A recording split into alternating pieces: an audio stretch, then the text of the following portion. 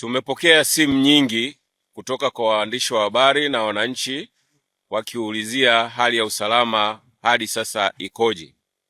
Jeshi la Polisi Tanzania lingependa kuwafahamisha Watanzania na wageni waliopo nchini kuwa hali ya usalama nchini ni shwari.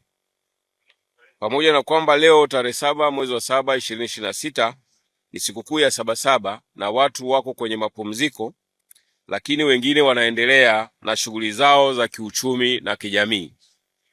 Tunaendelea kuhakikishia wananchi kwamba kwa ushirikiano na vyombo vingine vya ulinzi na usalama tutaendelea kuimarisha ulinzi na usalama wakati wote.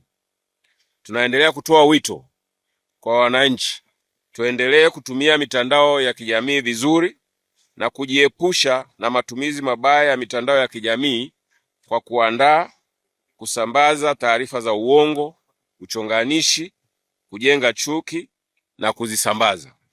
Pia tujiepushe na kusambaza taarifa unazotumiwa kupitia mitandao ambazo hazijathibitishwa na mamlaka husika, kwani kwa kufanya hivyo kwa pamoja ni makosa ya jinai kwa mujibu wa sheria ya makosa ya mtandao ya mwaka 2015 kifungu cha 16 na sheria nyingine za nchi.